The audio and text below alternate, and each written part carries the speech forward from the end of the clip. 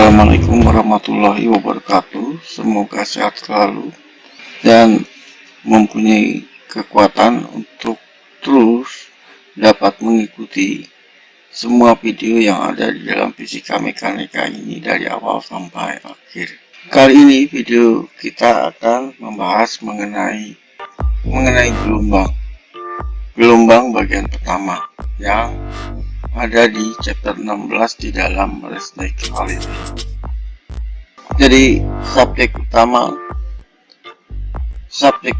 di dalam fisika yang ada pada video kali ini adalah mengenai gelombang. Untuk melihat bagaimana pentingnya gelombang di dalam dunia modern, kita akan melihat contoh banyak di dalam dunia industri, di mana setiap jenis musik yang kita dengar, dari mulai band, punk, permainan musik yang bersifat konser, semuanya bergantung kepada kemampuan bagaimana menghasilkan gelombang dan bagaimana mendeteksi gelombang. Di antara bagaimana menghasilkan gelombang dan bagaimana mendeteksi gelombang, informasi dibawa oleh gelombang diperlukan untuk ditransmisikan atau direkam dan kemudian diproduksi ulang dengan menggunakan peralatan-peralatan yang dikembangkan di dalam keteknikan seperti dalam CD, DVD, USB, dan sebagainya. Video ini kita akan memfokuskan penjalaran gelombang dari sebuah tali yang di stretch seperti pada gitar gitu ya contohnya. Dan di bab selanjutnya setelah wave bagian pertama ini, kita akan memfokuskan pada gelombang suara yang dihasilkan oleh gitar yang dimainkan. Jadi sebelumnya kita akan memusatkan kepada tipe-tipe dasar daripada gelombang itu.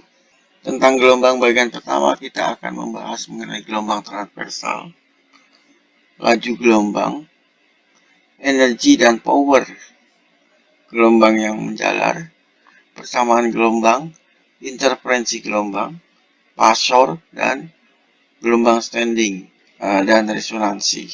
Gelombang transversal ini objektif dan ide-idenya. Kita langsung saja ke tipe daripada gelombang. Ada 3 tipe utama daripada gelombang, yaitu gelombang mekanik, gelombang elektromagnetik, dan gelombang meter. Gelombang mekanik. Gelombang ini dikenal umum karena sering kita jumpai, dan contoh yang umum adalah gelombang udara, gelombang suara, dan gelombang seismik. Ya. Semua gelombang ini mempunyai 2 ciri-ciri sentral. Ya.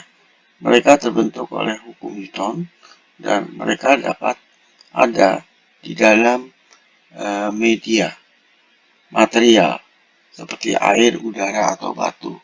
Jadi tipe gelombang mekanik ini dia menjalar atau bergerak melalui media atau medium. Kedua adalah gelombang elektromagnetik. Gelombang ini kurang familiar, tetapi kita banyak atau sering mempergunakan gelombang ini. Contoh yang umum adalah cahaya ultraviolet, cahaya visible, radio, televisi, gelombang mikro, sinar X, gelombang radar. Gelombang ini tidak memerlukan media material untuk bisa menjalar, ya, untuk bisa merambat. Gelombang cahaya dari bintang, sebagai contoh, dia dapat melalui suatu ruang vakum untuk mencapai bumi. Semua gelombang elektromagnetik menjalar melalui vakum pada laju yang sama dengan kecepatan cahaya, yaitu 299 792.458 meter. Selanjutnya adalah gelombang meter. Gelombang ini umum dipergunakan di dalam teknologi modern dan mungkin tidak familiar untuk kebanyakan manusia. Gelombang ini tergabung di dalam elektron, proton, dan partikel-partikel dasar lainnya, termasuk atom dan molekul. Apa yang akan didiskusikan di dalam bab ini lebih banyak kepada bagaimana menerapkan semua jenis gelombang untuk contoh-contoh tertentu, contoh-contoh khusus yang lebih mengacu kepada gelombang mekanik. Mari kita diskusikan mengenai gelombang transversal dan longitudinal.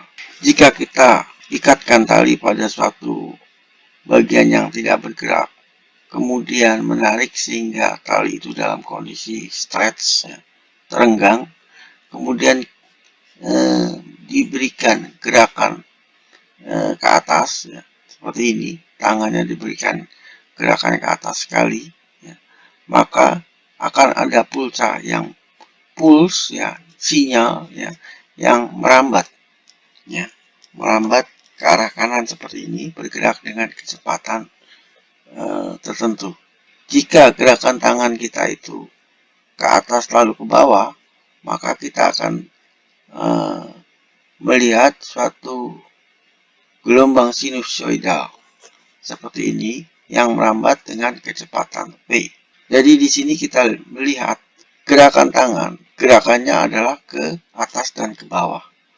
Sementara gelombang akan merambat ke arah kanan.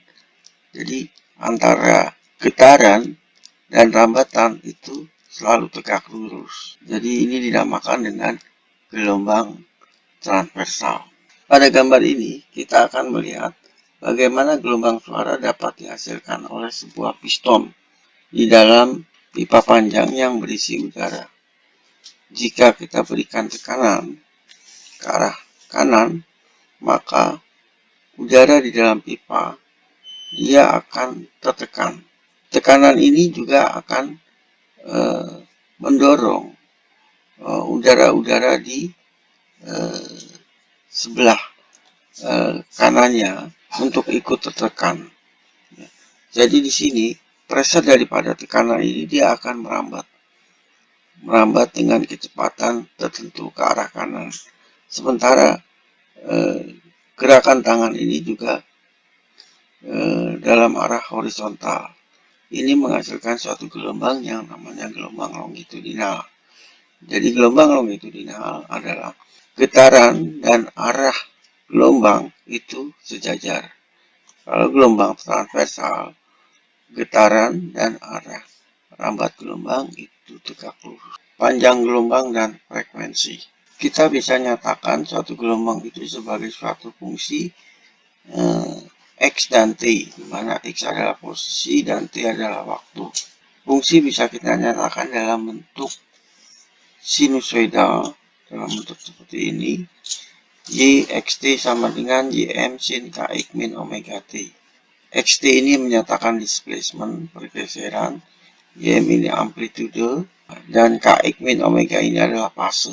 K ini adalah panjang gelombang angular, X menyatakan posisi, dan W adalah frekuensi angular, dan T adalah amplitude dan fase.